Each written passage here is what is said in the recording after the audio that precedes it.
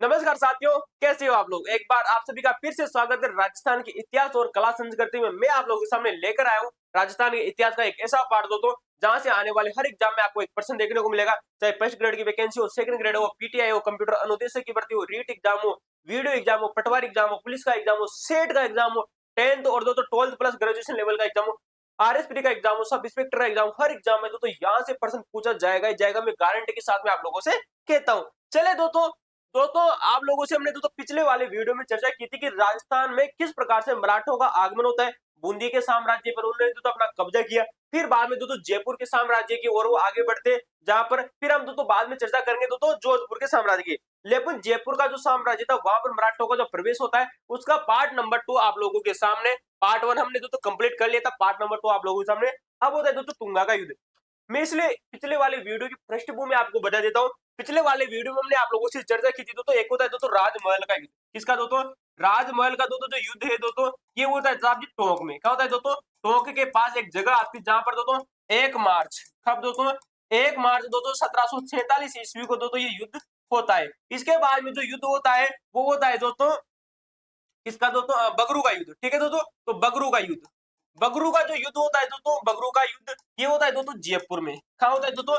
जयपुर में होता है दोस्तों बगरू के पास में। और ये युद्ध होता है दोस्तों अगस्त 1748 ईस्वी में। ये बात आपको याद रखनी। दोनों के दोनों युद्ध किसके बीच में हुए थे साहब? ये होते हैं दोस्तों ईश्वरी सिंह के बीच में। किसके बीच में? ईश्वरी सिंह व दोस्तों माधो सिंह के बीच में। किसके बीच में? माधो सिंह के बीच में। ये चीज आपको याद रखनी थी। चलिए दोस्तों, अगर आपको वीडियो अच्छा लग रहा है तो आप वीडियो को लाइक कर सकते हो, शेयर कर सकते हो, सब्सक्राइब कर सकते हो। चलिए शुरुआत करते हैं दोस्तों, आगे चर्चा करते हैं तुंगा के ऐतिहासिक युद्ध के बारे में। जो होता है दोस्तों 28 जुलाई 1787 ईस्वी को। ये बात आपको याद रखनी है। कब होता है? तुंगा का जो युद्ध है दोस्तों 28 जुलाई 1787 ईस्वी को ये युद्ध होता है। युद्ध की पृष्ठभूमि की चर्चा करते हैं, किस प्रकार से मराठों ने लूटपाट की ये भी हम चर्चा करें। और मैंने आप लोगों को एक बात बताई थी कि 10 जनवरी सन दोस्तों 1751 को, कब? 10 जनवरी 1751 ईस्वी की बात आती है जब माधो सिंह ने दोस्तों, माधो सिंह जब शासक बन जाता है, ईश्वरी सिंह की मृत्यु हो जाती है दोस्तों 1750 में। 13 दिसंबर 1750 को जब ईश्वरी सिंह की मृत्यु हो गई थी, आगे चलकर जो शासक बनता है माधो सिंह। और माधो सिंह ने 10 जनवरी 1751 ईस्वी को जब मराठा दोस्तों जयपुर की दोस्तों स्थापत्य कला को देखने आते हैं, वहां के बाजार को देखने आते हैं, तब उसके द्वारा 4000 मराठों का कत्लेआम करवा दिया जाता है। ये बात आपको याद रखनी है। ठीक है, चलिए शुरुआत करते हैं दोस्तों तुंगा के युद्ध की पृष्ठभूमि और चौथ कर। देखिए चौथ दोस्तों एक प्रकार का दोस्तों कर होता था जो कि दोस्तों मराठाओं के द्वारा वसूला जाता था। किसके द्वारा वसूला जाता था? जो मराठा जो थे इनके द्वारा दोस्तों एक कर वसूला जाता था, टैक्स वसूला जाता था। इस टैक्स का नाम है साहब जी चौथ। ठीक है, चौथ और दोस्तों सरदेश मुख दोस्तों के सरदेश मुखी, ये दो प्रकार के कर थे जो कि दोस्तों मराठाओं के द्वारा वसूले जाते थे दोस्तों पूरे भारत में। ठीक है, ये बात आपको याद रखनी। ठीक है, तो और मराठों की लूटपाट। मुख्य विवाद क्या था? तो साहब जी मुख्य विवाद ये था कि जयपुर राज्य और मराठों के बीच में चौथ जो कि दोस्तों मराठों द्वारा वसूला जाने वाला एक प्रकार का दोस्तों सुरक्षा का कर या रकम थी। ठीक है साहब जी, इसको लेकर लगातार गंभीर विवाद होता रहा था। किसके बीच में साहब जी? जयपुर राज्य और जयपुर राज्य के समय जो शासक आते थे दोस्तों ईश्वरी सिंह थे, ईश्वरी सिंह के बाद में शासक बनते माधो सिंह, और माधो सिंह के बाद में शासक बनेगा साहब जी प्रताप सिंह। कौन बनेगा? प्रताप सिंह। अब देखिएगा सिंधिया का आक्रमण। इसी टैक्स विवाद के कारण मराठा सेनापति महंत जी सिंधिया, कौन आते साहब जी? महंत जी सिंधिया के क्रूर नेतृत्व में मराठा बार बार जयपुर राज्य की सीमाओं में बैंक लूटपाट मचाया करते थे। ठीक है साहब जी, किसके नेतृत्व में साहब जी? महंत जी सिंधिया। किसके नेतृत्व में दोस्तों? महंत जी सिंधिया जो मराठा दोस्तों सेनापति थे, इनके नेतृत्व में कहीं न कहीं जो मराठा थे और बार बार में जयपुर आते थे और आक्रमण किया करते थे। प्रताप सिंह का संकल्प। अब देखिएगा माधो सिंह की हमने आप लोगों से चर्चा की। माधो सिंह के बाद में जयपुर राज्य पर दोस्तों अगला जो शासक बनता है जिनका नाम आता है दोस्तों सवाई प्रताप सिंह। कौन आता है? सवाई प्रताप सिंह। देखिएगा दो चीजों को यहाँ पर दोस्तों गौर कीजिएगा, मैं आपको दो व्यक्तियों के बताना चाहता हूँ। एक आता है दोस्तों सवाई जय सिंह, सॉरी सवाई प्रताप सिंह। कौन आते हैं? सवाई प्रताप सिंह। ये दोस्तों जयपुर के शासक है। किसके शासक है दोस्तों? जयपुर के शासक है। और ये किसके बाद में शासक बनते हैं? साथ ही माधो सिंह के बाद में शासक बनता है। किसके बाद में शासक बनता है? माधो सिंह के बाद में शासक बनता है। लेकिन दोस्तों मैंने आप लोगों को यही चीज एक बार बताई थी कि जब जयपुर का शासक जिनका नाम था सवाई जय सिंह, कौन था दोस्तों? सवाई जय सिंह। कौन था? सवाई जय सिंह। सवाई जयसिंह के समय पर दोस्तों, उस समय क्या था दोस्तों, बूंदी पर इसने दोस्तों अपना एक दामाद बना दिया था, जिसका नाम था दोस्तों दलेल सिंह। क्या नाम है? दलेल सिंह। उस दलेल सिंह को शासक बना दिया था। तब मराठों ने, किसने दोस्तों, मराठों ने इसके ऊपर क्या किया दोस्तों, आक्रमण किया। और दोस्तों बात आती है दोस्तों 22 अप्रैल की। कब? 22 अप्रैल 1732 ईस्वी में दोस्तों इस दलेल सिंह को दोस्तों बूंदी के गद्दे से हटा दिया जाता है। ठीक है। और हटाने के बाद में मराठों ने यहाँ पर शासक किसको बनाया साहब जी? बनाया उम्मेद सिंह को। किसको बनाया साहब जी? उम्मेद सिंह को। ठीक है। और उम्मेद सिंह दोस्तों अल्प आयु थी, दोस्तों छोटा था दोस्तों, अल्प आयु। ठीक है। अल्प आयु के होने के कारण इस दलेल सिंह का दोस्तों जो बड़ा भाई था, कैसा था? इस दलेल सिंह का बड़ा भाई था, जिसका नाम है प्रताप सिंह। क्या नाम है? प्रताप सिंह। इसको दोस्तों यहाँ पर दोस्तों क्या बनाया जाता है? इसका संरक्षक बनाया जाता है। क्या बना दिया जाता है? इसका संरक्षक बनाया जाता है। किसका साहब जी? इस उम्मेद सिंह का संरक्षक बनाया जाता है प्रताप सिंह को। और प्रताप सिंह जो दलेल सिंह का दोस्तों बड़ा भाई था, ये दोस्तों करवड़ का जागीरदार था। किसका दोस्तों? करवड़ का जागीरदार था। ठीक है। तो दोस्तों जागीरदार था, तो चीजों को समझ ही गए। ये प्रताप सिंह दोस्तों अलग है, जो कि करवड़ का जागीरदार है, और ये प्रताप सिंह अलग है दोस्तों, जयपुर का जो शासक बनता है माधो सिंह के बाद में। माधो सिंह शासक कब बना था साहब जी? बात आती है दोस्तों जनवरी की। जनवरी सन दोस्तों 1751 में शासक बन जाता है माधो सिंह, क्योंकि 13 दिसंबर 1750 को ईश्वरी सिंह की मृत्यु हो गई थी। सरगासूली से दोस्तों कूदकर आत्महत्या कर लेता है, या जहर खाकर, जो जैसा भी आप लोगों को देखने को मिले। सरगासूली की बात करें तो 7 मंजिला थी, और इसी जो राजमहल का जो युद्ध मैंने आप लोगों को बताया, उसकी स्मृति में सवाई जयसिंह ने सवाई ईश्वरी सिंह ने उसका निर्माण करवाया था। चीजों को समझिए, ये ईश्वरी जो प्रताप सिंह अलग है, ये प्रताप सिंह अलग है। ठीक है। चलिए, अगर आपको दोस्तों जानकारी बेहतर लगी हो तो वीडियो को लाइक तो कर ही दो, लाड लो, सब्सक्राइब ठोक दो, टेंशन लेने की जरूरत नहीं है, कट कॉपी पेस्ट एग्जाम में प्रश्न देखने को मिलेगा। तो दोस्तों मैंने आप लोगों से बात की साहब जी, किसके बारे में हम चर्चा कर रहे थे दोस्तों? यहाँ पर दोस्तों तुंगा के युद्ध के बारे में, जो कि 28 जुलाई दोस्तों 1787 को होता है। कब होता है? 28 जुलाई 1787 को होता है। ये बात आपको याद रखनी है। ठीक है। किस किस के बीच में होता है, उन सब की चर्चा करेंगे आप लोगों से। ठीक है। तो प्रताप सिंह का संकल्प, मराठा इन रोज रोज लूटपाट और हरकतों से परेशान होकर तो जयपुर के तत्कालीन राजा कौन? 1787 में शासक कौन दोस्तों? उस समय जो शासक है उनका नाम है प्रताप सिंह। और ये प्रताप सिंह वही व्यक्ति है जिसके दरबार में 22 कवि, 22 गंधर्व व्यक्ति सारे के सारे इसी के दरबार में रहते थे। तो उन सभी की चर्चा आप लोगों से मैं करूंगा दोस्तों, थोड़ी थोड़ी चीजें। ठीक है। चलिए आगे दोस्तों देखते हैं दोस्तों तुंगा के युद्ध के बारे में। ठीक है। तो सवाई प्रताप सिंह ने, जिनके हवा महल के निर्माता माने जाते हैं, आप जानते हो दोस्तों जो हवा महल है दोस्तों, इसका निर्माण 1799 ईस्वी में किया था। और दोस्तों ये कहा जाता है भगवान दोस्तों जो श्री कृष्ण का जो मुकुट है उसके समान ये प्रतीत होता है। और मैं इसकी एक फोटो भी आप लोगों को डाल दूंगा। अभी जो मैंने जब जयपुर गया था तब इसके साथ मैंने भी फोटो खींची थी, बहुत अच्छा दिखता है। ठीक है। और 100 रुपए लेते हैं भाई इसमें अंदर जाने के। ठीक है। तो सवाई प्रताप सिंह हवा महल के निर्माता थे, इससे हमेशा के लिए मुक्ति पाने का रास्ता तलाश रहे थे। ठीक है। कौन साहब जी? सवाई प्रताप सिंह। किससे दोस्तों? महानंद जी सिंधिया से। किसका नाम है? महानंद जी सिंधिया से। ठीक है। महानंद जी जो सिंधिया था, इसे कहीं ना कहीं भाई साहब ये तो बार बार आक्रमण कर रहा था। आक्रमण कहां कर रहा था साहब जी? जयपुर के ऊपर। जयपुर पैसा लेना चाहता था, क्योंकि माधो सिंह ने भी पैसा नहीं दिया था। ईश्वरी सिंह ने तो जहर का करिया, तो सर्वगासूली से कूदकर आत्महत्या कर ली थी। उसने तो कहा कि मेरे पास तो पैसा है ही नहीं, मैं तुमसे पैसा दूं कहां से? माधो सिंह ने मना कर दिया कि भाई मैं तो राजा बन चुका हूँ जयपुर का, मैं तुम्हें पैसा देने वाला नहीं हूँ। तुम मेरे पास पैसा लेने आ जाओ, अगर होगा तो दे दूंगा तुम्हारे पास थोड़ा बहुत। जैसे ही दोस्तों मराठा दोस्तों कहां?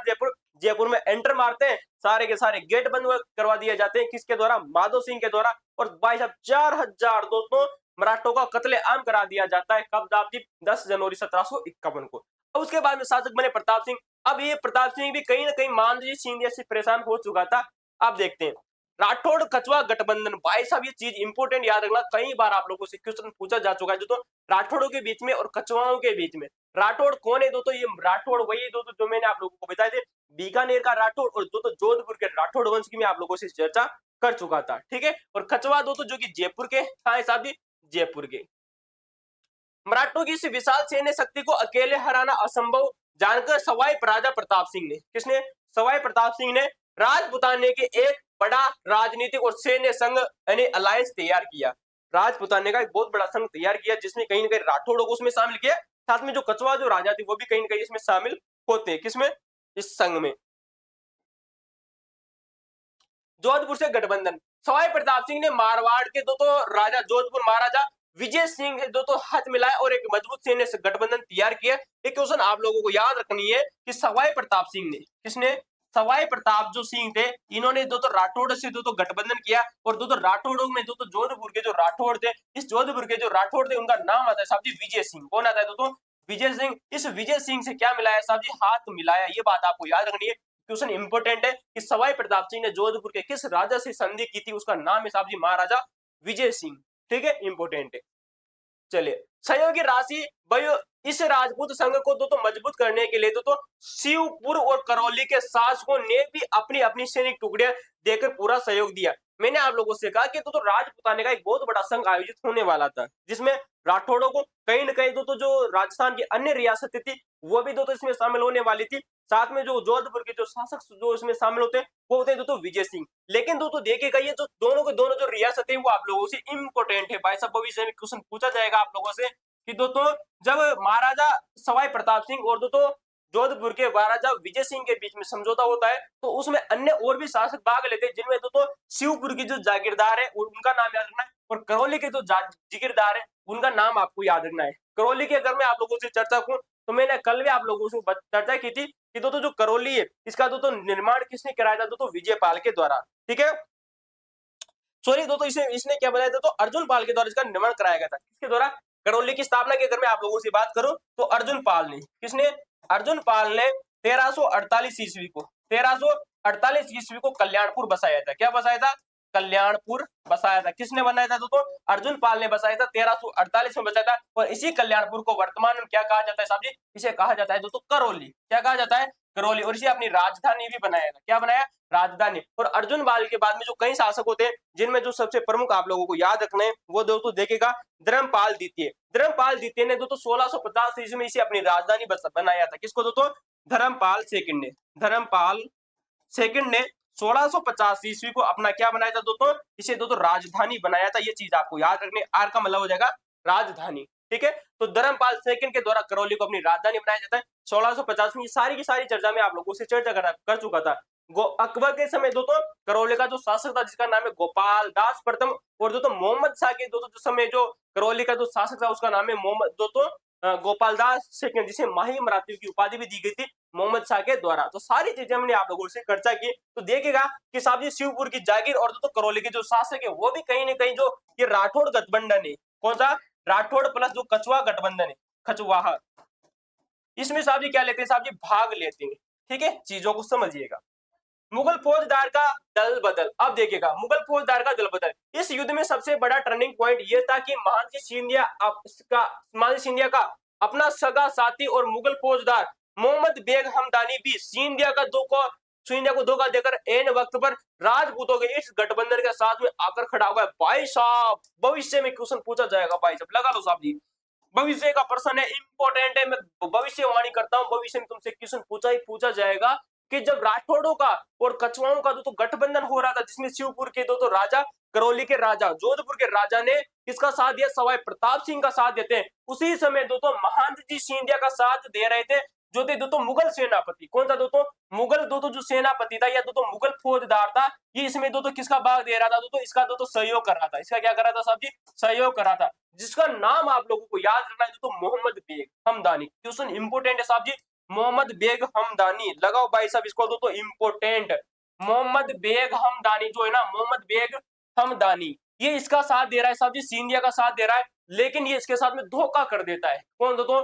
मोहम्मद बेग हमदानी सिंधिया को धोखा देकर एन वक्त पर साहब जी राजपूतों से के गठबंधन में साथ में आकर खड़ा हो गया। क्वेश्चन इंपोर्टेंट है साहब जी, इंपोर्टेंट, बहुत बहुत इंपोर्टेंट है कि मराठों का साथ दे रहे मोहम्मद बेग हमदानी ने जो कि सिंधिया का साथ दे रहा था, वहां से दोस्तों हाथ हटा कर दोस्तों मराठों से राजपूतों की ओर आ जाता है, जिसमें राजपूतों में दोस्तों 4 प्रमुख सेनाएं अब यहाँ पर दोस्तों लड़ने वाली है। ठीक है, तुंगा के युद्ध का मैदान और भीषण संग्राम।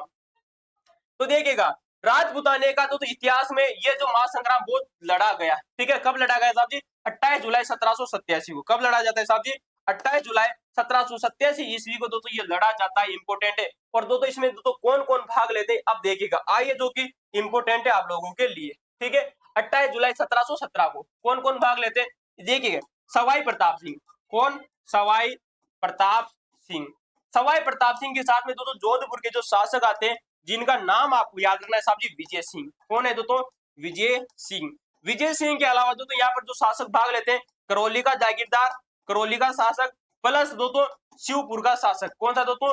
शिवपुर का शासक। साथ में दोस्तों जो मुगलों के जो सेनापति आते हैं, जिनका नाम है मोहम्मद बेग हमदानी। क्या नाम है? मोहम्मद बेग हमदानी। ठीक है, तो मुगल सेनापति देखिएगा, मुगल सेनापति, मुगल जो भाग लेता है मोहम्मद बेग हमदानी, हमदानी। और इधर है साहब जी मराठा। इधर कौन है साहब जी? इधर है दोस्तों मराठा, जिनका नाम आप लोगों को याद रहना है दोस्तों, सिंधिया जी। ठीक है, सिंधिया। ये चीजें आपको देखिए, तो मोहम्मद बेग हमदानी जो पहले सिंधिया का दोस्तों सहयोगी था, बाद में दोस्तों कहीं ना कहीं राजपूतों की और दोस्तों शामिल हो जाता है। बहुत अच्छा टर्निंग पॉइंट बनता है, क्योंकि इतिहास में ऐसा बहुत कम देखने को मिलता है जब कोई व्यक्ति जो मुगल था उसने दोस्तों राजपूतों का सहयोग दिया दोस्तों यहाँ पर। ठीक है, तो राजपूतों को सहयोग देने का दोस्तों ये सब माली दोस्तों अद्वितीय उदाहरण देखने को मिलता है। तो मोहम्मद बेग हमदानी आपको याद रखना है। 28 जुलाई की बात हो रही साहब जी, 28 जुलाई 1787 ईस्वी की बात हो रही है, जब तुंगा का युद्ध होता है। किसका युद्ध होता है साहब जी?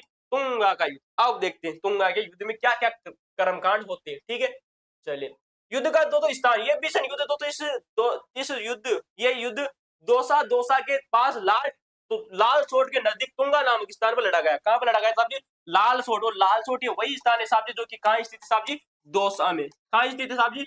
दौसा में। और दौसा का दोस्तों शुभंकर आप लोगों को मेरे को कमेंट में बताना है कि इसका दोस्तों ये जो दौसा जिला है इसका शुभंकर क्या है। दोस्तों जो जीव है उसको दोस्तों दौसा का क्या बनाया गया है? शुभंकर घोषित किया गया है, वो आपको कमेंट में बताना है। तो दौसा के पास में जो जगह है जो कि लाल सोट है, और लाल सोट के तो बालाजी आप लोगों ने कई बार देखे होंगे, दर्शन भी किए होंगे।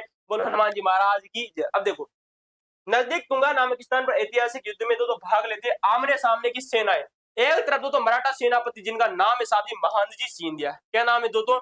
महानंद जी सिंधिया एक तरफ है दोस्तों, तो महानंद जी सिंधिया की फौज थी। तो दूसरी ओर दोस्तों राठौड़ और दोस्तों कचवा गठबंधन था। कब होता है साहब जी? 1787 में ये गठबंधन आयोजित होता है। ठीक है, कि संयुक्त विशाल राजपूत सेना इसमें खड़ी हो चुकी थी। ठीक है, शिवपुर के जागीरदार, करौली के दोस्तों शासक इसमें आपको याद रखना है, और दोस्तों मोहम्मद बेग अली दोस्तों मोहम्मद बेग हमदानी आपको याद रखना है। साथ में दोस्तों जोधपुर के विजय सिंह आपको इसमें साथ में दोस्तों प्रताप सिंह इसमें दोस्तों भाग लेते राठौड़ों की इस गठबंधन में। ठीक है, भयंकर रक्तपात, तुंगा की इस मैदान के दौरान दोनों पक्षों के बीच भयंकर कत्लेआम और खूनी मारपीट होती है। युद्ध का परिणाम और राजपूतों का पलड़ा भारी, अनिर्णायक संघर्ष।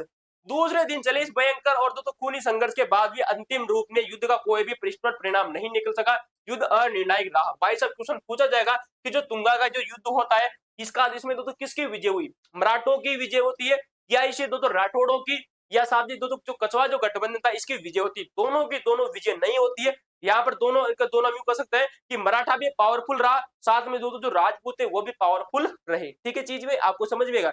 निर्णय कैसा रहा था? अनिर्णायक युद्ध रहा था, अर्थात किसी की भी जीत नहीं हुई, किसी की भी जीत नहीं हुई। ये चीज आपको याद रखनी साहब जी इंपोर्टेंट है। ठीक है, चलिए सिंधिया के पीछे हट जाना। ठीक है, हालांकि युद्ध में कोई राजा पूरी तरह से नहीं हारा, लेकिन राजपूत सेना के भयंकर पराक्रम को देखिए। अब पराक्रम तो देखना ही पड़ेगा ना, क्योंकि कहीं ना कहीं उसमें 4-4 5-5 तो शासक उसमें भाग ले रहे हैं। उधर बड़ा जो मांझ सिंधिया था वो अकेला था साहब जी। मांझ सिंधिया अपने सेना समेत युद्ध के मैदान से पीछे हटने के लिए मजबूर होना पड़ा। राजपूतों की नैतिक जीत, मांझ सिंधिया के पीछे भाग जाने के कारण रण क्षेत्र में राजपूत सेना के पलड़ा भारी पूरी तरह से हो रहा था, परंतु ये संयुक्त राजपूत शक्ति एक बहुत बड़ी और ऐतिहासिक जीत साबित हुई दोस्तों। ठीक है, चलिए अब रिवीजन आप लोगों से चेक कर लो साहब जी, क्या क्या चीजें आप लोगों ने अभी पढ़ी, याद हुई या नहीं? सर जी याद हुई न हुई याद कर ले भाई। सवाई प्रताप सिंह जयपुर का वह शासक दोस्तों जिसने दोस्तों मराठों की लूट पाट या उससे मुक्ति पाने के लिए युद्ध का नेतृत्व किया। महाराजा विजय सिंह वह व्यक्ति है जो कि दोस्तों जोधपुर के शासक है, जिन्होंने दोस्तों सवाई प्रताप सिंह का दोस्तों क्या दिया साहब जी? साथ दिया दोस्तों, सॉरी दोस्तों साथ दिया। ठीक है, साथ दे रहे हैं दोस्तों, किसके दोस्तों? जोधपुर के शासक थे। ठीक है, और मोहम्मद बेग हमदानी की अगर मैं आप लोगों से बात करूं साहब जी, ये इंपोर्टेंट है बंदा, इंपोर्टेंट है, लगा लेना, भविष्य में क्वेश्चन पूछेगा। मोहम्मद बेग हमदानी मुगल फौजदार था जिसने मानजी सिंधिया का साथ छोड़कर, भाई साहब साथ छोड़ दिया और राजपूतों की मदद के लिए आगे बढ़ा। किसकी मदद के लिए आगे बढ़ा? राजपूतों की मदद के लिए आगे बढ़ा। अब होता है साहब जी पाटन और मालपुरा का युद्ध, जहां से अभी हाल ही में सब इंस्पेक्टर एग्जाम में क्वेश्चन आप लोगों से पूछा जा चुका है। फर्स्ट ग्रेड एग्जाम में यहाँ से क्वेश्चन आप लोगों से पूछा गया था, सारे उन सब प्रश्नों की चर्चा करने वाले साहब जी। ठीक है, पाटन का युद्ध आप लोग सुनोगे, और मालपुरा का टोंक का जो युद्ध होता है ये भी देखेगा। ठीक है, मराठों का भीषण पलटवार और सिंधिया, मैंने कहा ना कि जो बंदा अगर एक बार पीछे हार जाता है, लेकिन अगर वो अपनी पूरी शक्ति के साथ में दोबारा आक्रमण करता है, तो कहीं ना कहीं वो बंदा जीत जरूर जरूर है। ठीक है, पाटन का युद्ध साहब जी, ठीक है, पाटन का निर्णायक युद्ध। देखिए उसमें क्या हुआ था दोस्तों, क्या हुआ था, जो तुंगा का युद्ध था उसमें कहीं ना कहीं किसी की भी जीत नहीं होती है, लेकिन तो महाजी सिंधिया वो अपनी सेना पीछे हटा जरूर लेता है। ठीक है, अब देखिएगा पाटन का युद्ध होता है, निर्णायक युद्ध 20 जून 1790 ईस्वी की बात आती है साहब जी। इंपोर्टेंट लगा लीजिएगा साहब जी, क्वेश्चन बार बार आप लोगों से पूछा जा रहा है कि राजमहल का युद्ध कब होता है, बगरू का युद्ध कब होता है, तुंगा का युद्ध कब होता है, पाटन का युद्ध कब होता है। तो 20 जून 1790 ईस्वी की बात आती है, जिसमें मराठों की महाविजय होती है। किसमें होती है, मराठों की विजय होती है, इसमें आपको याद रखनी है। ठीक है, प्रभुत्व का टकराव, तुंगा का युद्ध जो की तो 1787 को होता है, 28 जुलाई को। कब होता है, 28 जुलाई 1787 को। तो लाल सोट दौसा के पास में तो इसका क्या होता है साहब जी, युद्ध होता है। कहां पर, लाल सोट में, लाल सोट दौसा के पास में साहब जी ये युद्ध होता है, जहां से आप लोगों से इंपोर्टेंट, पीछे हटने के बाद में मराठा राजपूत राज्य से अपना पुराना नियंत्रण और दबदबा प्रभुत्व छोड़ने को बिल्कुल भी तैयार नहीं था। कौन सा नहीं छोड़ना, मराठा जो थे कहीं ना कहीं राजपुताने से अपना जो प्रभुत्व था वो छोड़ने को तैयार बिल्कुल भी नहीं थे। युद्ध की तारीख, दोनों शक्तियां के बीच में जो तो 20 जून 1790 ईस्वी को राजपुताने के इतिहास का एक और भीषण संग्राम हुआ। ठीक है, युद्ध होता है। युद्ध का मैदान देखिएगा, ये ऐतिहासिक और विनाशकारी टकराव पाटन जो कि वर्तमान में सीकर जिला नामक स्थान पर लड़ा गया। भाई साहब पाटन जो, भाई साहब कहां पर लड़ा गया साहब जी, पाटन वर्तमान में जो सीकर जिले में स्थित है। ये बात आपको याद रखनी, क्वेश्चन इंपोर्टेंट है आप लोगों से कि पाटन कहां स्थित है साहब जी, सीकर में स्थित है। ठीक है, चलो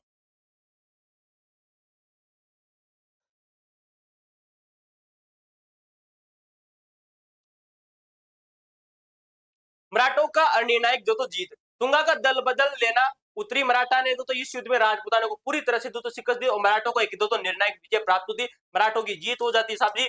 20 जून 1790 ईस्वी को जब पाटन का युद्ध होता है, किसका युद्ध होता है साहब जी, पाटन का युद्ध होता है। इसमें तो जीत जाते हैं साहब जी, कौन जीत जाते हैं साहब जी, मराठाओं की तो इसमें जीत हो जाती। ठीक है, राजपूतों का आत्मसमर्पण, मराठों के भीषण तोपखाने और सैन्य रणनीति के सामने संयुक्त राजपूत सेना टिक नहीं सकी और अंततः राजपूत सेना को आत्मसमर्पण यानी कि तो सरेंडर करना ही पड़ा था। किसके सामने, मराठों के सामने सरेंडर कर दिया। अब होता है साहब जी मालपुरा का युद्ध। ठीक है, किसका युद्ध होता है साहब जी, मालपुरा टोंक का युद्ध। दोस्तों ठीक है, दोस्तों देखिएगा मालपुरा का अंतिम युद्ध। ठीक है, अंतिम युद्ध 16 अप्रैल तो 16 सन 1800 ईस्वी की बात आती है। किसकी बात आती है साहब जी, 16 अप्रैल सन 1800 ईस्वी की बात आती है। मैंने आप लोगों से चर्चा की कि दोस्तों की 20 जून 1790 को किसका युद्ध होता है साहब जी, पाटन का युद्ध होता है। और पाटन के युद्ध के बाद में जो युद्ध होता है उसका नाम है साहब जी मालपुरा का युद्ध। किसका युद्ध होता है, मालपुरा का युद्ध, जिसमें प्रताप सिंह ने आखिरी बार प्रयास किया। ठीक है, चीजों को समझिएगा। प्रताप सिंह का अंतिम संकल्प, पाटन की दो तो भयानक हार के बाद जयपुर के सवाई दो तो प्रताप सिंह ने हिम्मत नहीं आ रही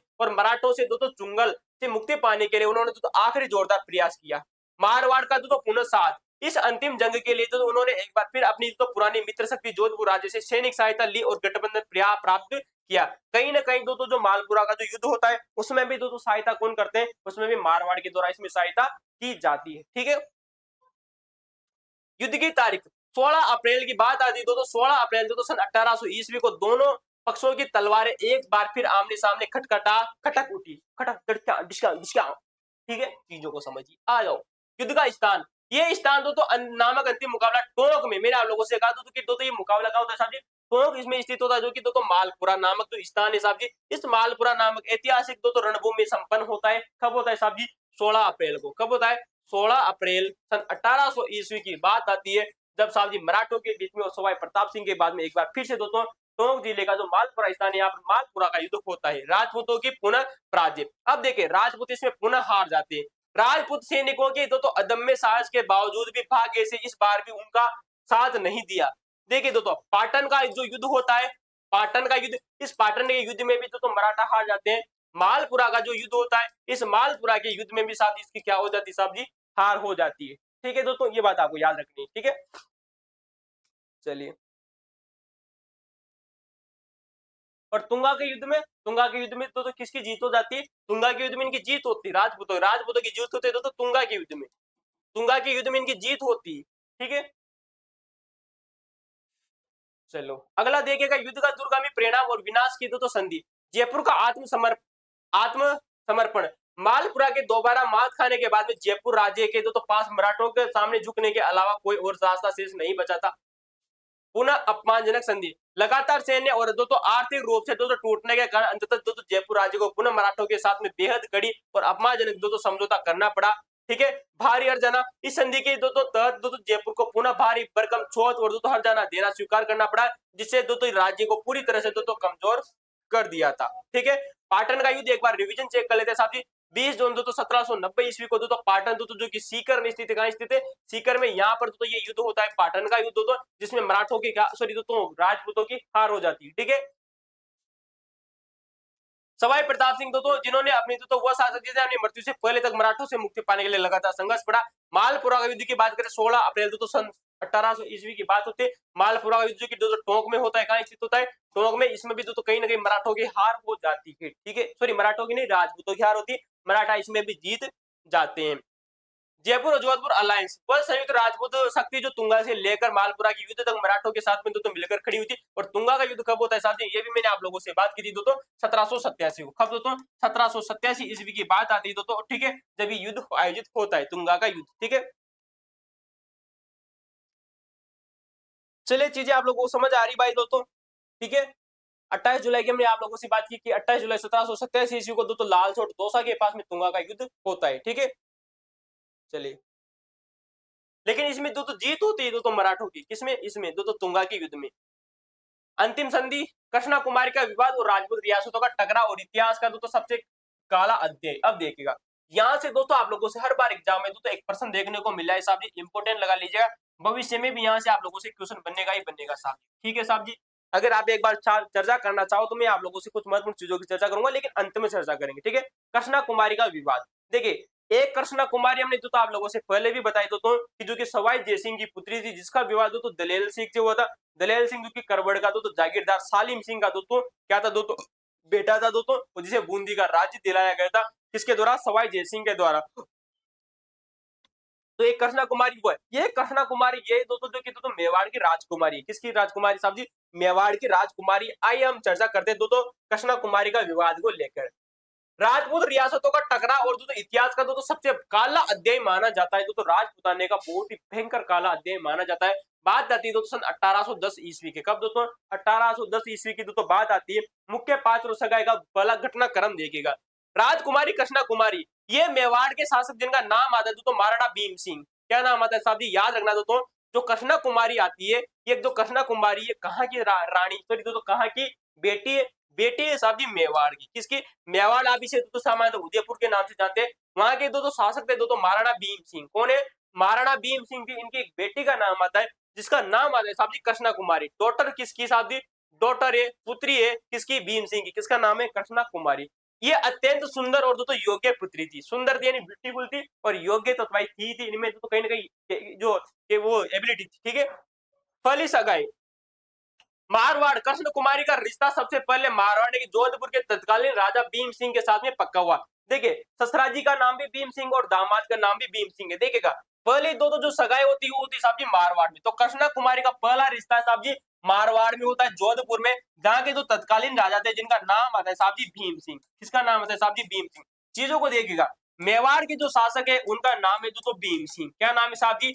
भीम सिंह। और भीम सिंह की जो बेटी है उसका नाम क्या है कृष्णा कुमारी। क्या नाम है साहब जी? कृष्णा कुमारी। कृष्णा कुमारी का विवाह किससे होता है जोधपुर के शासक भीम सिंह से होता है। यानी कि ससुरा जी का नाम भी भीम सिंह है और ज्वाई जी का नाम भी क्या है साहब जी? भीम सिंह है। देखिएगा, तो मेवाड़ की जो शासक है भीम सिंह, जो कि ससुरा जी हुए किसके? भीम सिंह के। और भीम सिंह भीम सिंह का क्या हुआ साहब जी? जवाई। ठीक है, इनके जो कृष्णा कुमारी थी, इसके पिता का नाम और इसका पति का नाम सेम टू सेम है। ठीक है, चीजों को समझिए। आगे देखिए, जयपुर का असमय राजा की असमय मृत्यु दुर्भाग्यवश कहा जाता है, और विवाह से रस्में पूरी होने से पहले ही मारवाड़ का जो शासक है जिसका नाम है भीम सिंह। देखिए, कृष्णा कुमारी का जो पति बनने जा रहा था मारवाड़ का शासक जिसका नाम है साहब जी भीम सिंह, इसकी किसी न किसी कारण मृत्यु हो जाती है। क्या हो जाती है साहब जी? यहाँ पर मृत्यु हो जाती है, अचानक मृत्यु हो गई। ठीक है, अब देखिए, रिश्ते का बदलना और जयपुर और जोधपुर में महा टकराव। दूसरी सगाई, अब देखा, पहली सगाई कहाँ हुई थी? पहली सगाई होती है जोधपुर में, किसके साथ में? भीम सिंह के साथ में।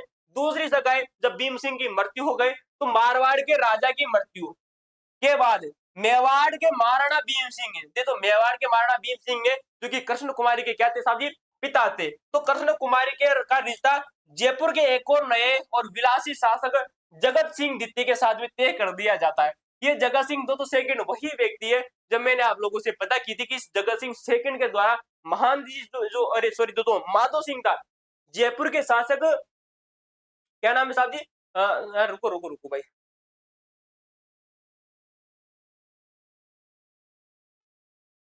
जगत सिंह दो तो सेकंड के साथ में विवाह कर दिया जाता है। किसका साहब जी, जयपुर के दो तो जगत सिंह सेकंड, हाँ हाँ जगत सिंह सेकंड, ठीक है रुको 1 मिनट में देखता हूँ इसको।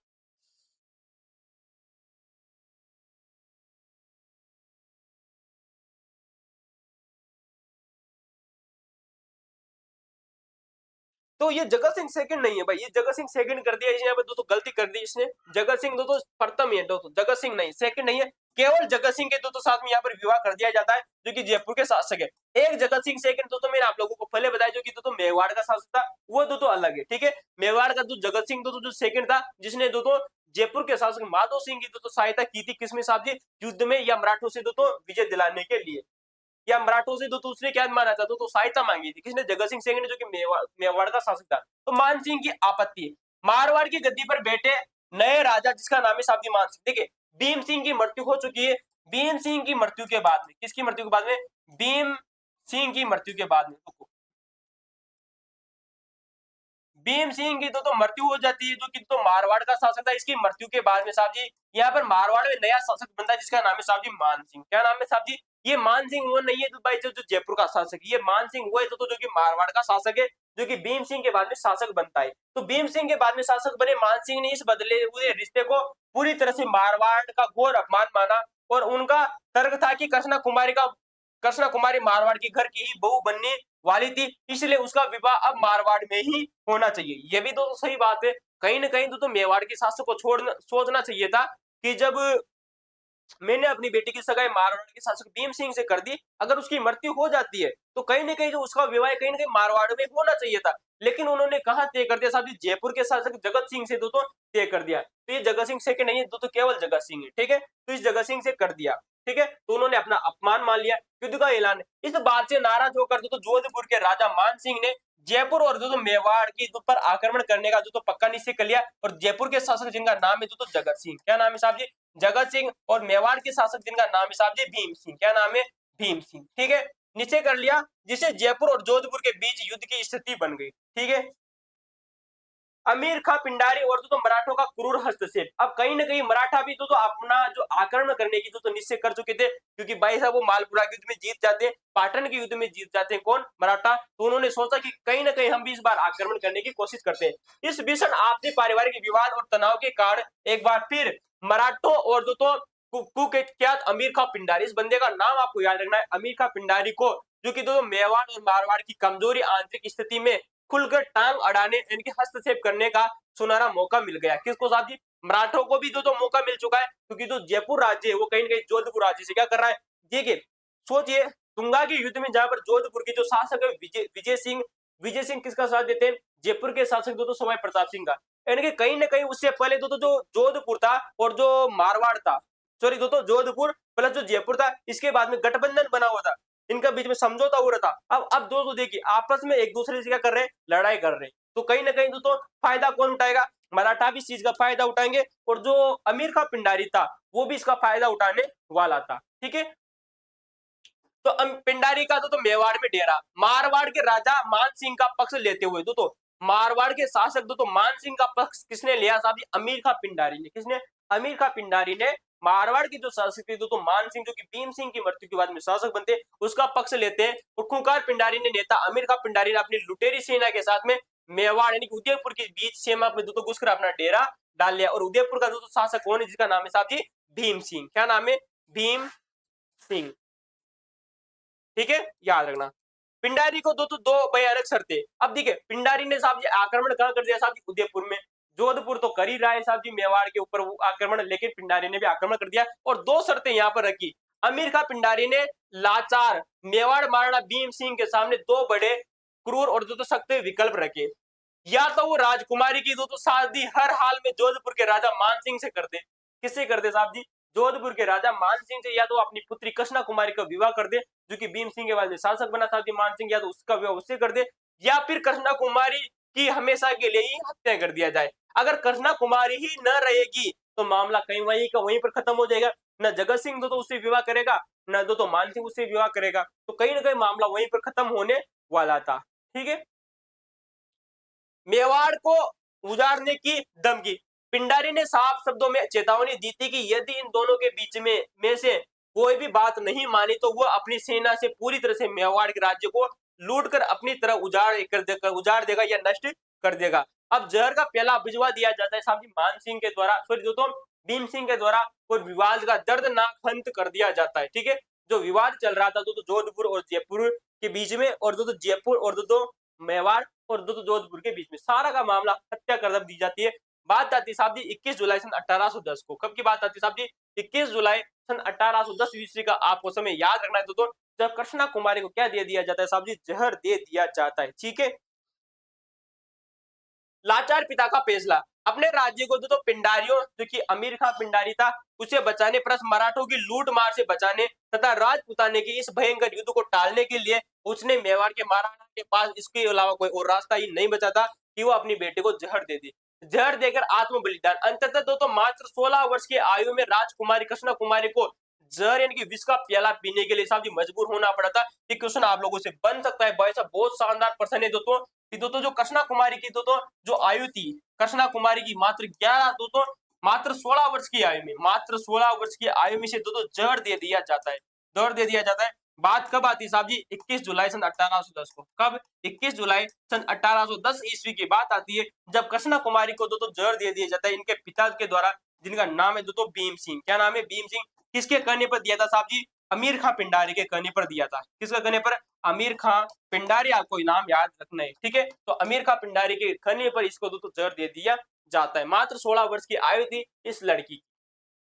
वो काली रात की तारीख जब दोस्तों 21 जुलाई सन 1810 को दोस्तों कृष्णा कुमारी की मृत्यु के साथ ही दोस्तों इस भयंकर और दोस्तों रक्त रंजित विवाद को हमेशा के लिए अंत कर दिया गया। ठीक है।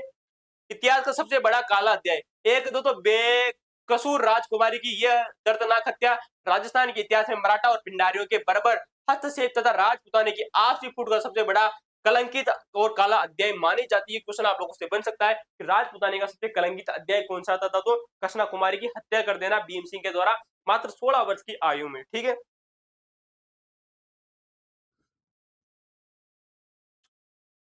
चलिए दोस्तों चीजों को समझिए। कृष्णा कुमारी मेवाड़ के महाराणा भीम सिंह की पुत्री थी, जिसके कारण जयपुर जोधपुर की सेना, सारी चीजें मैं आप लोगों से कर चुका हूँ। ठीक है। अब देख लेते हैं भाई साहब जोधपुर का उत्तराधिकारी संघर्ष। मैंने आप लोगों को शुरुआत में चीजों की चर्चा की थी दोस्तों, तो मैंने आप लोगों को बताया कि हम दोस्तों 3 प्रकार के युद्ध यहाँ पर दोस्तों देखने को मिले। मराठों ने किस प्रकार से बूंदी में हस्तक्षेप किया, मराठों ने किस प्रकार दोस्तों जयपुर के रियासत में हस्तक्षेप किया, और किस प्रकार से मराठा जोधपुर में दोस्तों उत्तराधिकारी जो संघर्ष होता है उसमें अपना हस्तक्षेप करते हैं। अब चीज समझिए दोस्तों जोधपुर के बारे में। सारी चीजें मैंने आप लोगों से कर चुके हैं कि किस प्रकार से मराठों ने दोस्तों जयपुर रियासत में दोस्तों शासन दोस्तों जो मामला चल रहा था सवाई जय सिंह की मृत्यु के बाद में ईश्वरी सिंह जो की दोस्तों 1722 में जन्म होता है, और उसके बाद में जो कि सूरज कुंवरी का बेटा था दोस्तों, सूरज कुंवरी का बेटा था। माधव सिंह जो की चंद्र कुंवरी का बेटा था। चंद्र कुंवरी की बात करें तो साहब जी मेवाड़ के दोस्तों जो शासक थे इनकी दोस्तों पुत्री आती है जिनका नाम है दोस्तों चंद्र कुंवरी। चंद्र कुंवरी कहती कि मैं शादी तो कर लूंगी लेकिन मेरा बेटा ही शासक बनेगा, जो कि बाद में माधव सिंह उत्तराधिकारी बनना था। किसके हिसाब से? स्टाम्प पेपर था या इकलाम नामा था उसके अनुसार। ठीक है। लेकिन शासक बनता है ईश्वरी सिंह, सरगासुली से कूद हत्या हो जाती। सारी चीजें मैंने आप लोगों से चर्चा की थी। ठीक है। अब बात करते हैं जोधपुर का उत्तराधिकारी संघर्ष। ठीक है।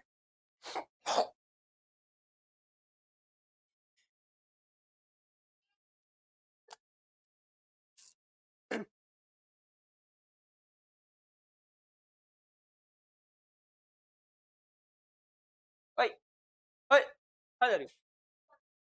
पानी बुलाया।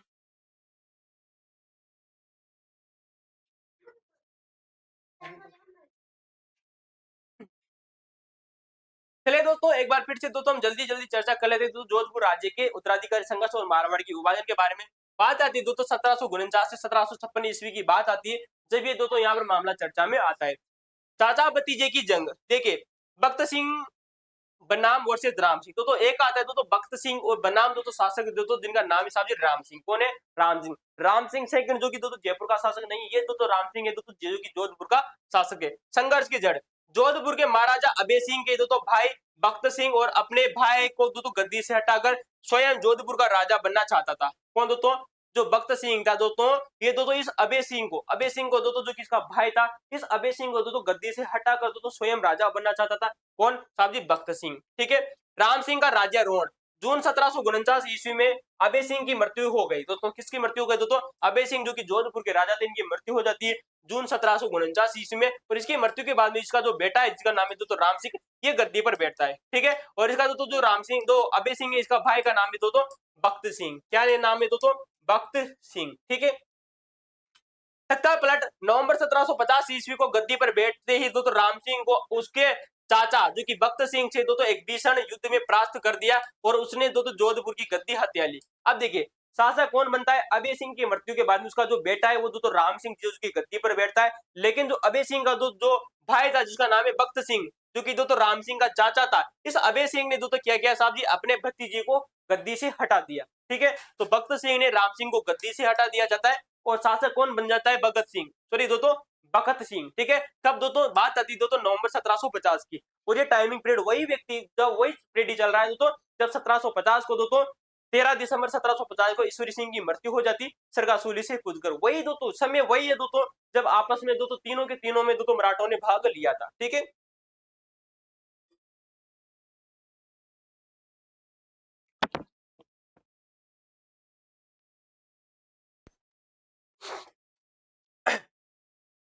चलिए राम सिंह का पलायन। ठीक है। गद्दी छिन जाने के बाद में राम सिंह भाग कर तो जयपुर आया जहां उसने राजा माधो सिंह के यहाँ शरण ली। ठीक है। तो मैंने आप लोगों से चर्चा की दोस्तों कि 1751 ईस्वी में दोस्तों शासक कौन बन जाता है? दोस्तों जयपुर में शासक बन जाता है दोस्तों माधो सिंह। क्या नाम है? माधो सिंह। और ये माधो सिंह वही व्यक्ति है जिसने बात आती है दोस्तों 10 जनवरी की। कब दोस्तों? 10 जनवरी 1751 को दोस्तों मराठों को कत्लेआम किया था, लगभग दोस्तों 4000 सैनिकों को मारकर। ठीक है। जयपुर में मारा था। तो माधो सिंह के शरण में आ जाता है दोस्तों जिसका नाम है राम सिंह, दोस्तों जोधपुर से भागकर शरण में आ गया, जिसने मराठों से सैन्य सहायता प्राप्त करने का प्रयास शुरू कर दिया। क्योंकि इससे पहले भी जो माधो सिंह था, इस माधो सिंह ने सैनिक सहायता प्राप्त की थी मराठों से। मानजी सिंधिया भी आया था तो मल्हार राव होलकर भी आया था, बालाजी बाजीराव भी तो इसका साथ देते थे तो माधो सिंह का। तो बालाजी बाजीराव ने साथ दिया था, मल्हार राव होलकर ने इसका साथ दिया था तो किसका? माधो सिंह का। सारी चीजें मैंने आप लोगों को बताई थी। यहाँ शरण ली और मराठों से सैन्य सहायता पाने का प्रयास शुरू कर दिया। ठीक है। अजमेर का विवाद 1752 में, जब राजा भक्त सिंह ने अजमेर पर अपना अधिकार कर लिया तो मराठे उनकी कट्टर दुश्मन बन गए क्योंकि मराठे स्वयं अजमेर पर कब्जा करना चाहते थे। तो देखिएगा क्वेश्चन बन सकता है आप लोगों से, बहुत इंपॉर्टेंट भाई साहब, क्वेश्चन भविष्य में आप लोगों से बनने की संभावना है। कैसा क्वेश्चन दोस्तों? कि जो जोधपुर के जो शासक बने जिनका नाम आता है साहब जी भक्त सिंह, कौन आते हैं दोस्तों? भगत सिंह दोस्तों जब शासक बन जाता है दोस्तों 1750 ईस्वी में दोस्तों कहाँ का शासक बन जाता है साहब जी? जोधपुर का। किसका? जोधपुर का शासक बन जाता है। और इसने जोधपुर का शासक बनने के बाद में क्या किया दोस्तों? अजमेर पर दोस्तों क्या कर लिया साहब जी? कब्जा कर लिया। किसने कब्जा कर लिया साहब जी? अजमेर पर कब्जा किया। कब किया दोस्तों? 1752 ईस्वी को कब्जा कर लिया। ये चीजों को समझिए आप। तो 1752 ईस्वी में दोस्तों कब्जा कर लेता है दोस्तों भगत सिंह दोस्तों कहां पर? अजमेर पर। क्वेश्चन इंपोर्टेंट है कि भगत सिंह ने अजमेर पर कब्जा कब किया था? 1752 ईस्वी में। ठीक है। अब नए किरदारों का प्रवेश और विजय सिंह और दोस्तों जप्पाजी सिंधिया। ठीक है। देखिए जप्पाजी सिंधिया कौन है दोस्तों? जयप्पा सिंधिया जो कि दोस्तों मराठा सेनापति है और जो विजय सिंह शासक बनते साहब जी कहाँ के? वहां के किसके? अरे क्या नाम है? जोधपुर के। ठीक है। विजय सिंह का राज्यारोहण, बात आती है दोस्तों 21 सितंबर सन 1752 ईस्वी को अचानक भक्त सिंह की भी मृत्यु हो जाती है। 1750 ईस्वी में जब अभय सिंह की मृत्यु हो चुकी है, अभय सिंह की मृत्यु के बाद में दोस्तों उसका जो भाई है उनका भक्त सिंह वो भी दोस्तों 1752 में मर जाता है। तो दोस्तों देखिएगा पहले शासक कौन बना? अभय सिंह दोस्तों शासक बना। उसके बाद उसका बेटा राम सिंह शासक बनता है। राम सिंह को दोस्तों कौन हटा देता है? उसका चाचा जिसका नाम है भक्त सिंह, गद्दी से हटा देता है। और देखो भगत सिंह की भी कहीं ना कहीं दोस्तों 1752 ईस्वी में मृत्यु हो जाती है अजमेर को जीतने के बाद में। ठीक है। अजमेर को जीत लिया 1752 में। उसके बाद में 21 सितंबर 1752 को इस अभय दोस्तों भक्त सिंह की भी मृत्यु हो जाती है, हो गई। और उनका दोस्तों पुत्र है जिसका नाम है विजय सिंह, वो जोधपुर का नया राजा बन जाता है। कौन बन जाता है दोस्तों? विजय सिंह है वो दोस्तों जोधपुर का नया राजा बन जाता है। तो देखिए अब युद्ध किसके बीच में रहा था? एक तरफ दोस्तों शासक बन चुका है दोस्तों विजय सिंह। देखिए दो चीजों को समझिए यहाँ पर, किसको चीजें दोस्तों, एक है दोस्तों अभय सिंह, क्या नाम है, अभय सिंह, जो कि जोधपुर का शासक है। अभय सिंह का बेटा है जिसका नाम है दोस्तों राम सिंह, क्या नाम है दोस्तों, राम सिंह, क्या नाम है, राम सिंह। और इसका दोस्तों अभय सिंह का एक भाई है जिसका नाम है बखत सिंह, क्या नाम है, बखत सिंह। इस बखत सिंह का एक बेटा है जिसका नाम है दोस्तों विजय सिंह, क्या नाम है, विजय सिंह। ठीक है दोस्तों, चीजों को समझिए। पहले दोस्तों जोधपुर का शासक बनता है जिसका नाम है अभय सिंह। फिर इसकी मृत्यु के बाद में, जब इसकी 1750 ईस्वी में मृत्यु हो जाती है, सब शासक बनता है दोस्तों राम सिंह। और राम सिंह किसके द्वारा हरा दिया जाता है, इस भक्त सिंह ने इस राम सिंह को हरा दिया और शासक बन गए साहब जी भक्त सिंह। लेकिन 1752 में इस बंदे की भी मृत्यु हो जाती है और इसका जो बेटा है इसका नाम है विजय सिंह, अब यहाँ पर शासक बनता है। अब दोस्तों लड़ाई किसके बीच में होनी थी, अभय सिंह भी मारा जा चुका है और भक्त सिंह भी मारा जा चुका है, दोनों भाई मारे जा चुका है, और दोनों भाइयों के जो दोनों बेटे हैं अब वो दोस्तों आपस में लड़ाई करने वाले हैं। ठीक है, तो राम सिंह के बीच में और विजय सिंह के बीच में दोस्तों यहाँ पर क्या होने वाली है, दोस्तों लड़ाई होने वाली है दोस्तों, बहुत ही डेंजर लड़ाई होने वाली है, देखिएगा। ठीक है, अब समझिए, विजय सिंह जोधपुर का नया राजा बन जाता है दोस्तों, कब बन जाता है, 1752 ईस्वी को, सिंधिया का आक्रमण। जून 1753 ईस्वी में इधर राम सिंह को तो पुनः राजा बनाने के लिए मराठा पेशवा जी का नाम है रघुनाथ राव ने अपने सेनापति जयप्पा सिंधिया को एक विशाल सेना देकर जोधपुर पर आक्रमण करने के लिए भेजा। ये क्वेश्चन आपको याद रखना है साहब जी, इंपोर्टेंट है, भविष्य में क्वेश्चन बनने की प्रबल संभावना है साहब जी, लगा लीजिए कि किस प्रकार से जोधपुर के जो राजनीतिक जो स्थिति थी उसमें दोस्तों किसने, राम सिंह ने दोस्तों मराठा सेनापति थे जिनका नाम आप लोगों को याद रखना है, मराठा जो पेशवा थे, पेशवा जिनका नाम आप लोगों को याद रखना है, रघुनाथ राव, क्या नाम है, रघुनाथ राम। र से राम सिंह आपको याद रखना है दोस्तों, र से रघुनाथ आपको याद रखना है। ठीक है, र से राम सिंह आपको याद रखना है और र से रघुनाथ राम आपको याद रखना है। ठीक है, तो रघुनाथ राव ने अपना सेनापति जिसका नाम आता है दोस्तों जयप्पा सिंधिया, क्या नाम आता है दोस्तों, जयप्पा जो सिंधिया थे, इसको दोस्तों एक विशाल सेना लेकर जोधपुर पर आक्रमण करने के लिए भेजा। जोधपुर के जो शासक है वो कौन है साहब जी, जोधपुर के यहाँ पर जो शासक है जिसका नाम है साहब जी विजय सिंह, क्या नाम है साहब जी, विजय सिंह यहाँ पर दोस्तों शासन कर रहा है। और दोस्तों विजय सिंह किसका बेटा है, वो है दोस्तों भक्त सिंह का। भक्त सिंह की मृत्यु हो चुकी है 21 सितंबर 1752 ईस्वी को। ठीक है, शासक कौन बनना चाहता है, राम सिंह। किसने कहा, क्योंकि मैं बड़े भाई का बड़ा बेटा हूं तो शासक मैं ही बनना चाहता हूं।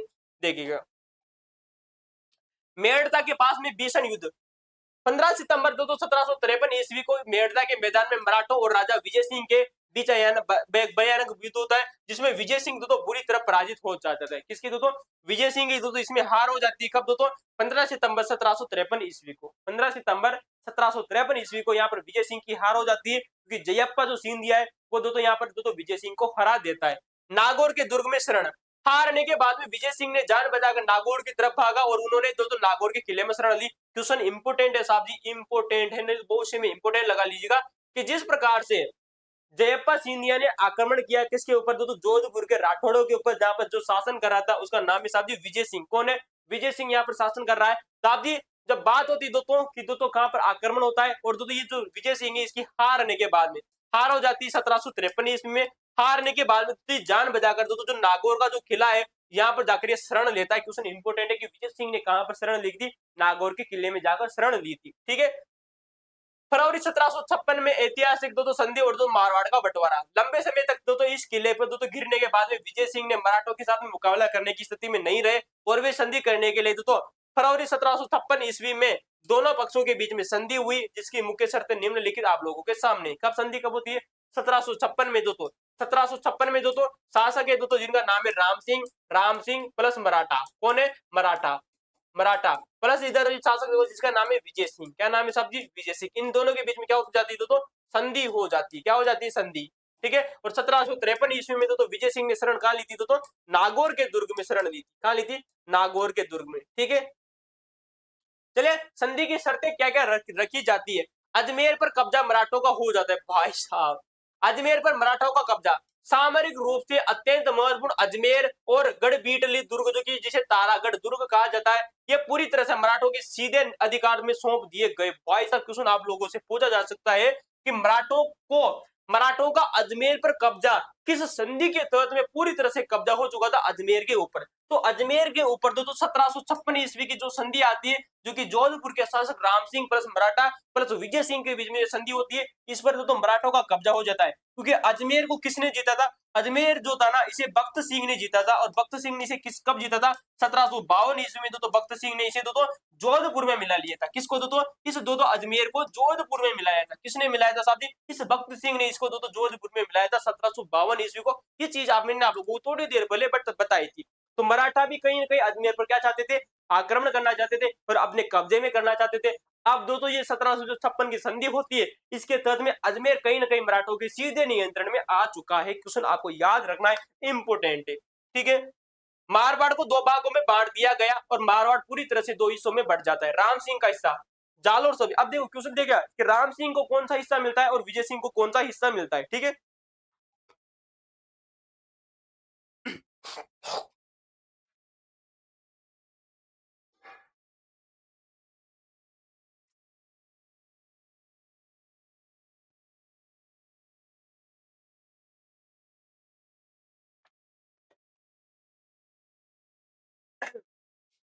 राम सिंह का हिस्सा जालोर सहित आधा मारवाड़, जिसमें दो सांबर। देखिए जालोर प्लस, जालोर के साथ में क्या हो रहा है साजिद सहित, तो जालोर प्लस सांबर आधा मारवाड़, जिसमें नंबर 1 आता है सांबर, मारोट, सोजत पाली का स्थान, परबतसर नागौर का स्थान, केकड़ी के 84 गांव इसमें शामिल थे। वो राम सिंह को दे दिया जाता है। तो साहब जी राम सिंह को क्या क्या मिलता है?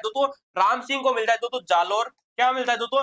राम सिंह को मिलता है जालोर प्लस इसको मिलता है सांबर। क्या मिलता है? सांबर प्लस इसको मिलती है केकड़ी। क्या मिलती है? केकड़ी। केकड़ी के अलावा इसको मिलता है पर्वतसर। क्या मिलता है? पर्वतसर। पर्वतसर के अलावा इसको मिलता है सोजत। क्या मिलता है? सोजत इसको मिलता है। सोजत प्लस इसको मिलता है मारोट। क्या नाम है? मारोट। मारोट जो है ना, इनके लगभग कुल मिलाकर इसको 84 गांव इसको दे दिए गए थे। कितने गांव? 84 गांव इसको दिए गए थे। किसको साहब जी? राम सिंह को। किसने दिए साहब जी? विजय सिंह ने। ठीक है। तो जालोर सहित आधा मारवाड़, जिसमें सांबर, मारोट, सोजत, पर्वतसर केकड़ी के 84 गांव जिसमें शामिल थे, वो सारे के सारे किसको दे दिए जाते हैं? राम सिंह को दे दिया जाते हैं। और मराठों को क्या मिला साहब जी? मराठों को मिलता है अजमेर। क्या मिलता है? अजमेर। ठीक है। विजय सिंह का हिस्सा जोधपुर, जोधपुर, नागौर, मेड़ता पर विजय सिंह का शरण शासन स्वीकार किया गया। 3 जगह आपको याद रखने, जोधपुर पे, नागौर पर और मेड़ता पर विजय सिंह का शासन क्या किया गया? स्वीकार किया गया। युद्ध की भारी क्षतिपूर्ति 50 लाख रुपए। विजय सिंह ने मराठों को युद्ध में हर जाने के रूप में 50 लाख रुपए देना स्वीकार किया और 25 लाख रुपए पहले साल। देखिएगा 50 लाख रुपए कौन देता है साहब जी? जो विजय सिंह है ना, इनको मराठों को। किसको साहब जी? मराठों को 50 लाख रुपए देना स्वीकार किया। किसको? क्योंकि युद्ध में कौन जीत चुके? मराठा जीत चुके। मराठों का जो सेनापति था, जिसका नाम है जयप्पा सिंधिया। क्या नाम है? जयप्पा सिंधिया। और जयप्पा सिंधिया किसका सेनापति थे साहब जी? ये रघुनाथ राव का। किसका? रघुनाथ राव। रघुनाथ राव जो की मराठों का क्या है साहब जी? पेशवा है। इसने अपनी सेना भेजी थी। किसको भेजी थी साहब जी? राम सिंह की सहायता करने के लिए भेजी थी। किसकी सेना भेजी? राम सिंह की सहायता करने के लिए भेजी थी। और 1753 ईस्वी में जो 1753 ईस्वी में कौन हार जाता है? विजय सिंह की हार होती। ठीक है। क्या होती है? हार। तो विजय सिंह से मराठा है 50 लाख रुपए मांगते। क्या मांगते हैं? 50 लाख रुपए। लेकिन ये जो किस्तें है ना, किस प्रकार से दी जाती है, इसको देखेगा अच्छा प्रश्न बन सकता है। 25 लाख रुपए पहले साल में दिए जाएंगे। पहला जो साल आएगा उसमें 25 लाख रुपए दिए जाएंगे। अब 25 लाख रुपए बच्चे, 25 लाख रुपए प्रथम साल में दे दिया। लेकिन 25 लाख रुपए जो शेष बचे, वो अगले 2 सालों में, अगले 2 वर्षों की अगले 2 वर्षों की किस्तों में दिए जाएंगे। भाई साहब अगले वर्ष जो आएगा उसे किस्तों के रूप में 25 लाख रुपए देने थे। ठीक है। चीजें ये आपको याद रखनी है। ठीक है। तो देखिएगा 25 लाख रुपए दे दिए। ठीक है। 25 लाख रुपए दिए। तो अगले 25 लाख रुपए अगले 2 वर्षों में 2 किस्तों में देने थे। अब ये जो 25 लाख है, ये कुल मिलाकर दो 2 किस्तों में देने थे। एक में देने थे कितने भी दो, लेकिन कहीं ना कहीं 2 किस्तों में देने थे। 2 किस्तों में देने थे। ये बात आपको याद रखनी है। ठीक है। तो 2 वर्षों में 2 किस्तों में देने थे। पहले साल तो 25 लाख रुपए देंगे और अगले साल में जब आएगा उसमें अगले साल के 2 वर्षों में 25 लाख रुपए 2 किस्तों में देने थे। कितने किस्तों में? 2 किस्तों में। ये चीज आपको याद रखनी, 2 किस्तों में देने थे। ठीक है। राम सिंह का नजराना, राम सिंह ने भी मराठों से इस सैन्य सहायता के बदले उन्हें 5 लाख रुपए का नगद देना स्वीकार किया। अब देखो, राम सिंह तो किसको बुलाकर लाया था? जयप्पा सिंधिया को बुलाकर लेकर आया था। तो राम सिंह ने भी कहीं ना कहीं मराठों को कितने रुपए दिए साहब जी? 5 लाख रुपए दिए। कितने लाख रुपए दिए साहब जी? 5 लाख रुपए दिए। किसने दिए साहब जी? राम सिंह ने मराठों को अपनी सैन्य सहायता के बदले 5 लाख रुपए दिए थे। ठीक है। और भाई साहब विजय सिंह जी तो 50 लाख रुपए वसूल कर लिए। ठीक है। वार्षिक कर तय हुआ कि जोधपुर राज्य हर साल 1.5 लाख रुपए भाई साहब मराठों को वार्षिक टैक्स के रूप में भी देगा। 50 लाख तो देगा ही देगा, राम सिंह 5 लाख रुपए देगा। साथ में जो जोधपुर राज्य है वो हर साल प्रति वर्ष भाई साहब प्रति वर्ष कितने रुपए देगा? 1.5 लाख रुपए भाई साहब। 1.5 लाख रुपए किसको देगा? मराठों के रूप में, टैक्स के रूप में देने वाला था। चीजों को देखिए, 50 लाख रुपए विजय सिंह ने दे दिए। प्रथम वर्ष में 25 लाख रुपए, आने वाले 2 वर्षों में 25 लाख रुपए को 2 किस्तों में बांटना था। राम सिंह ने 5 लाख रुपए दिए। जो अजमेर था वो सीधे तो मराठों के नियंत्रण में चला गया। और जो 1.5 लाख रुपए जो मराठा है वो टैक्स भी देंगे, टैक्स भी लेंगे। किसे लेंगे? विजय सिंह थे। ठीक है, जोधपुर के राज्य से।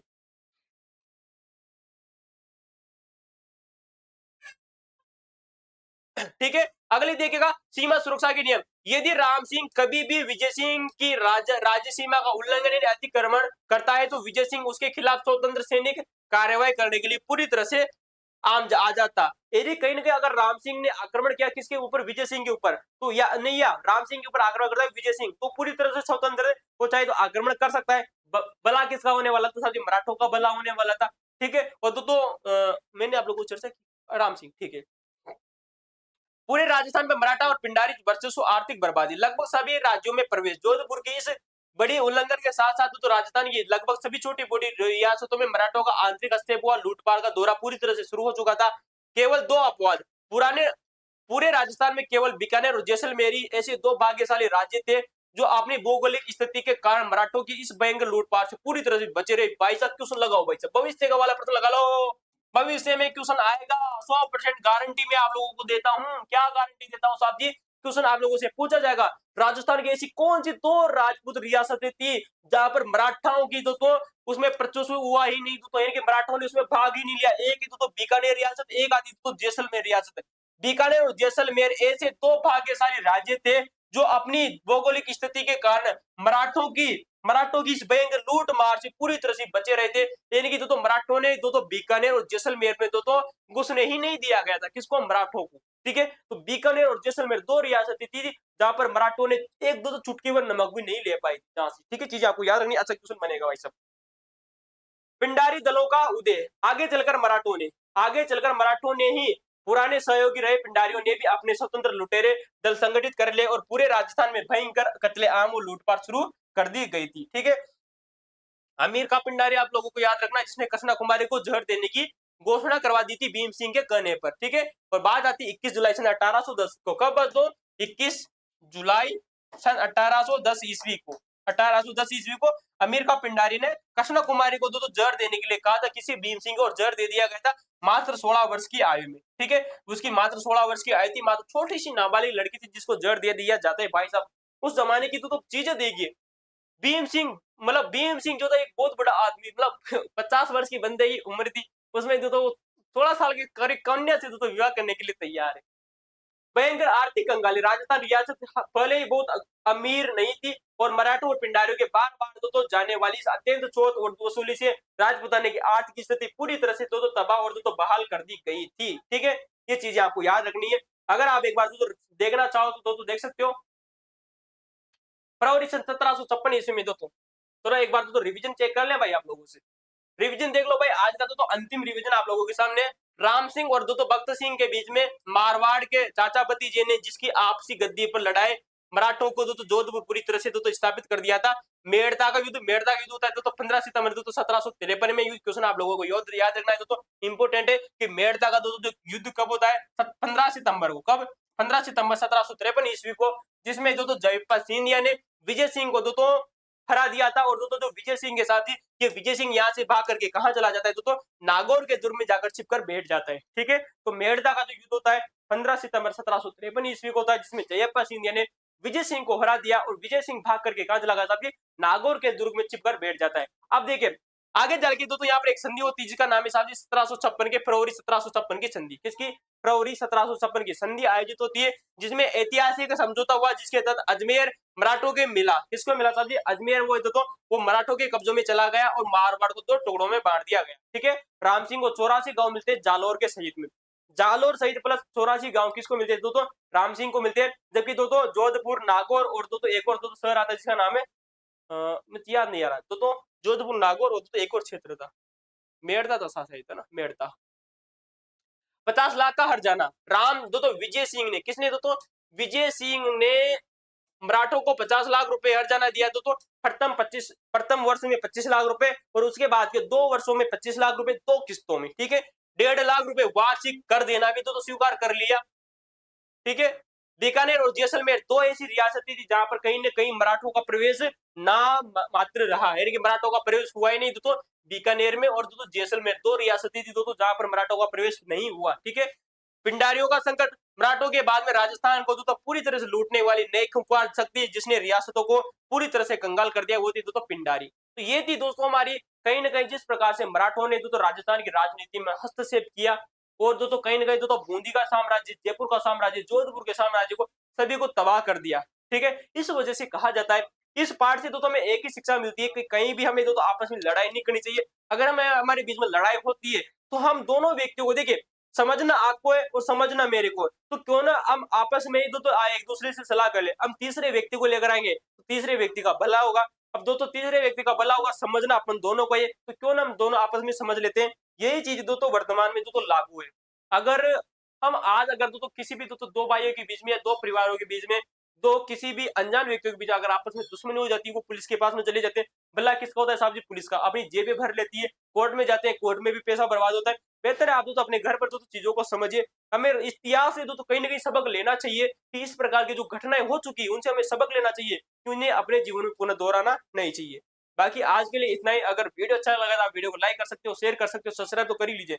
मैं विश्वास के साथ में करता हूं दोस्तों, इससे पहले हमने दोस्तों जो चर्चा की बूंदी का साम्राज्य, फिर दोस्तों जोधपुर का साम्राज्य और जयपुर का साम्राज्य, यहाँ से कंफर्म दोस्तों 1% आता ही आता है। ये चीज आप दोस्तों लगा लीजिएगा। ठीक है साहब जी, इंपॉर्टेंट है। अगर आप चाहते हैं दोस्तों एक बार हम इन प्रश्नों को दोस्तों एक बार देखें तो एक बार दोस्तों देख लेते। ठीक है। चलिए दोस्तों बात कर लेते हैं साहब जी राजमहल के युद्ध के बारे में। राजमहल का युद्ध जो कि 1 मार्च 1747 ईस्वी को होता है। ठीक है। देखो भाई, आ जाओ भाई एक बार चर्चा कर लेते हैं भाई आप लोग। राजमहल का युद्ध, राजमहल का युद्ध। ठीक है। राजमहल का युद्ध है वो कब होता है साहब जी? 1 मार्च 1747 को। कब होता है? 1 मार्च 1747 को। इसके बाद में जो युद्ध होता है उसका नाम है साहब जी बगरू का युद्ध। कैसा होता है? बगरू का युद्ध। बगरू का जो युद्ध होता है दोस्तों राजमहल जो कि टोंक में होता है, टोंक में। ठीक है। और बगरू का युद्ध होता है दोस्तों जयपुर में। क्या होता है दोस्तों? जयपुर में। बगरू का युद्ध होता है दोस्तों अगस्त 1748 में। ठीक है। इसके बाद में दोस्तों जो कौन सा युद्ध होता है आप लोगों के वो देखिए।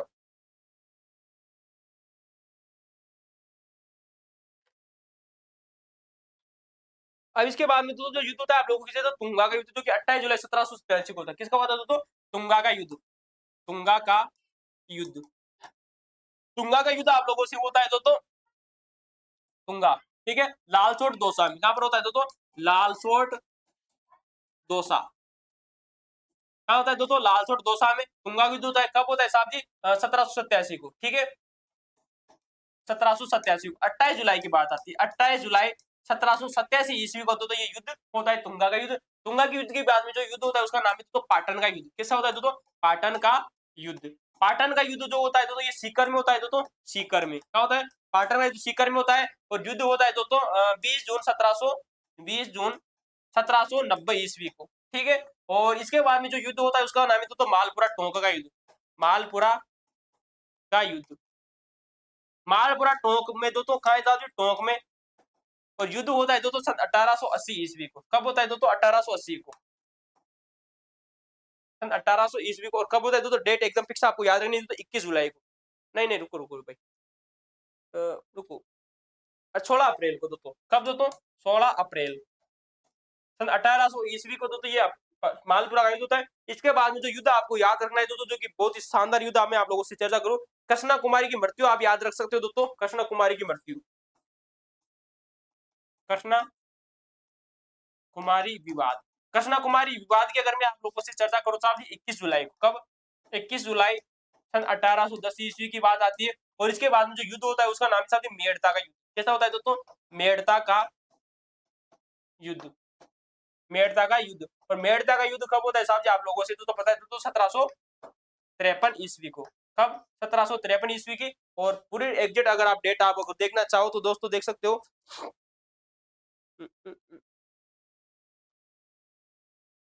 15 सितंबर, ठीक है, 15 सितंबर, 15 सितंबर 1753 को दोस्तों मेड़ता का युद्ध होता है। ये युद्ध इंपोर्टेंट है दोस्तों, यहाँ से भविष्य में आप लोगों से 1% अवश्य पूछा जाएगा साहब जी, इंपोर्टेंट, ठीक है, भविष्य के लिए, ठीक है, हर एग्जाम में 1% देखने को मिलता है। राजमहल का युद्ध और दोस्तों जो बगरू का युद्ध होता है, इसमें कहीं ना कहीं दोस्तों कौन जीता है दोस्तों, सवाई ईश्वरी सिंह की दोस्तों विजय होती है राजमहल के युद्ध में, और बगरू के युद्ध में किसकी विजय हो जाती है, माधो सिंह की, ठीक है। तुंगा का युद्ध जिसमें दोस्तों सवाई प्रताप सिंह जीत जाते हैं, और सवाई प्रताप सिंह दोस्तों पाटन के युद्ध में, दोस्तों मालपुरा के युद्ध में हार हो जाती है, ठीक है। कृष्णा कुमारी का विवाद आप देख सकते हो 21 जुलाई सन 1810 को, ठीक है। और दोस्तों मेड़ता का युद्ध होता है 15 सितंबर सन 1753 को, विजय सिंह और राम सिंह प्लस मराठों के जयपा सिंधिया के बीच में। तो दोस्तों आज के लिए दोस्तों इतना ही, धन्यवाद। हम दोस्तों कल से दोस्तों जो शुरुआत करने वाले हैं दोस्तों कक्षा 10वीं का जो अध्याय नंबर 2 है दोस्तों राजस्थान के प्रमुख लोक संत और देवताओं के बारे में, जहां से हम अच्छी अच्छी जानकारी आप लोगों को बताने वाले हैं, ठीक है।